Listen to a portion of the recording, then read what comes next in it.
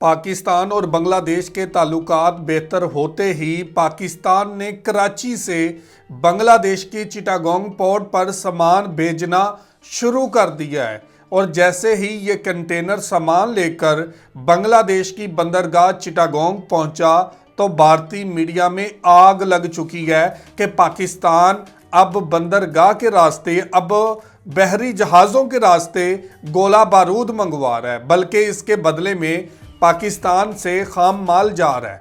पाकिस्तान से कई चीज़ें जा रही हैं बांग्लादेश में, और ये तजारत जैसे ही शुरू होती है तो भारतीय मीडिया के अंदर और भारतीय हुकूमत में एक नई हलचल मच जाती है। यही तो कहते हैं कि पाकिस्तान के साथ बांग्लादेश की दोस्ती भारत को हजम नहीं हो रही और भारत इसके ऊपर चला रहा है। तो आज इसी हवाले से वीडियो है कि पाकिस्तान से कौन सा सामान बांग्लादेश पहुंचा है और भारतीय मीडिया के ऊपर क्यों आग लगी हुई है। तो आज इसी हवाले से वीडियो है। वीडियो की तरफ बढ़ने से पहले आप दोस्तों से गुजारिश है, अगर आप चैनल पे नए हैं तो चैनल को सब्सक्राइब करें, साथ बने बेल आइकॉन को भी दबाएं ताकि आपको वीडियो का नोटिफिकेशन सबसे पहले मिलता रहे। चलें वीडियो शुरू करते हैं जी। 1 2 3 गो।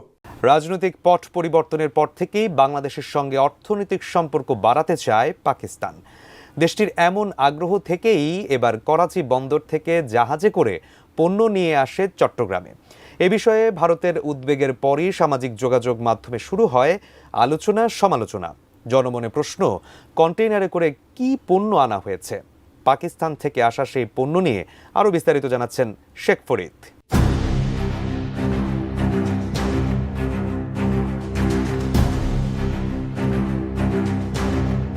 পাকিস্তানের করাচি বন্দরের সঙ্গে চট্টগ্রাম বন্দরের সরাসরি জাহাজ যোগাযোগ চালু হয়েছে গত সপ্তাহে।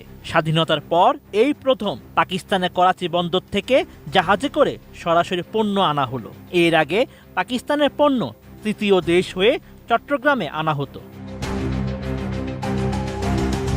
চট্টগ্রাম বন্দরের তথ্য অনুযায়ী 12ই নভেম্বর বন্দর ছেড়ে যাওয়ার আগে জাহাজটি থেকে 370 একক কন্টেইনার নামানো হয় বন্দরে।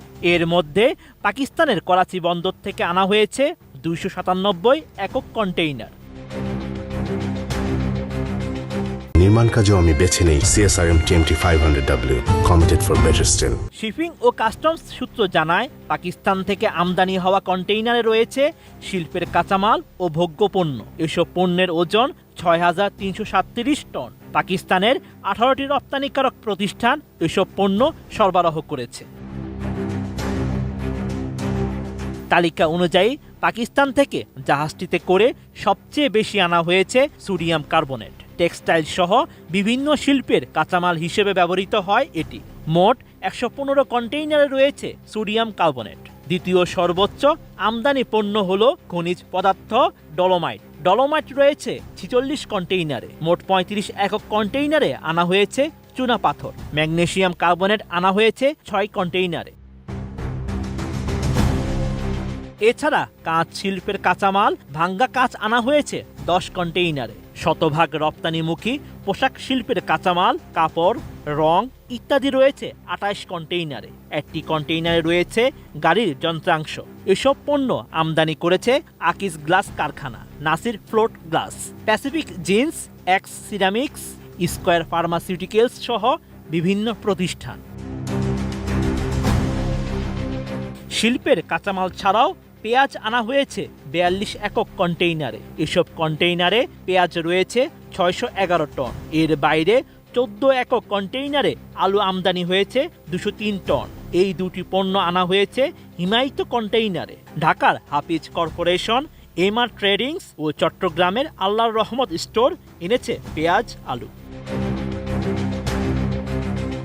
পাকিস্তান থেকে পণ্য আমদানিকারক খাতুনগঞ্জের ফারুক ট্রেড ইন্টারন্যাশনালের কর্ণধার ফারুক আহমেদ বলেন, এই সেবা চালুর আগে পাকিস্তানের করাচি থেকে প্রথমে জাহাজে করে শ্রীলঙ্কা, মালয়েশিয়া কিংবা সিঙ্গাপুরের বন্দরে আনা হতো চট্টগ্রামমুখী কন্টেইনার। পরে এসব বন্দর থেকে চট্টগ্রামমুখী ফিডার জাহাজে তা তুলে দেওয়া হতো। সরাসরি সেবা চালু হওয়ার কারণে এখন করাচি থেকে জাহাজ বোঝাই করার পর আর কোনো বন্দরে ওই কন্টেইনার নামানোর দরকার হবে না। Sheikh Farid, ATN news.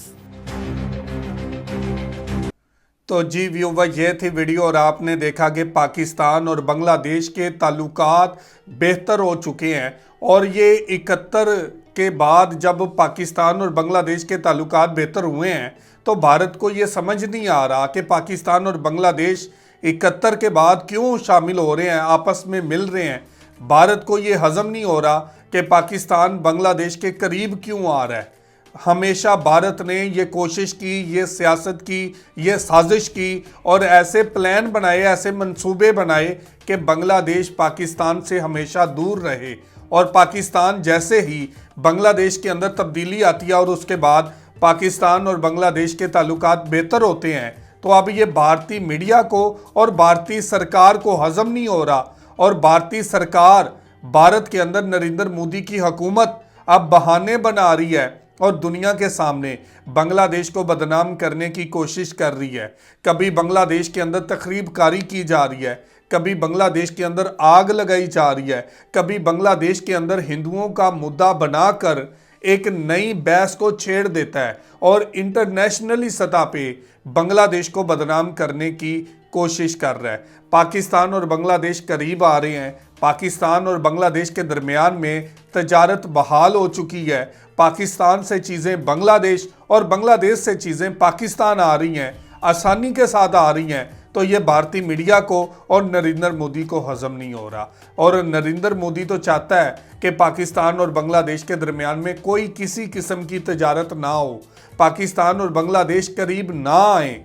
और ये भारत के लिए बड़ा धचका है कि पाकिस्तान बांग्लादेश के करीब आ रहा है। पाकिस्तान और बांग्लादेश के दरमियान तजारत चलना शुरू हो चुकी है।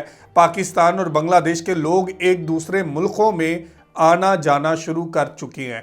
ये नरेंद्र मोदी से हजम नहीं हो रहा और ये भारतीय मीडिया से हजम नहीं हो रहा कि बांग्लादेश भारत को छोड़कर पाकिस्तान के करीब जा रहा है। तो ये बड़ा सामान का जहाज़ जो है, बहरी जहाज़, ये चिटागोंग पहुंचा है और इसमें खाम माल है, ज़रूरत की चीज़ें हैं, लेकिन भारत इसके ऊपर भी सियासत कर रहा है, इसके ऊपर भी प्रोपेगेंडा कर रहा है और दुनिया को झूठ बोलकर बांग्लादेश और पाकिस्तान को दूर करने की कोशिश कर रहा है। तो ये थी आज की वीडियो। आप इस वीडियो के बारे में क्या कहना चाहते हैं ज़रूर कमेंट करके हमें बताइएगा। बहुत शुक्रिया।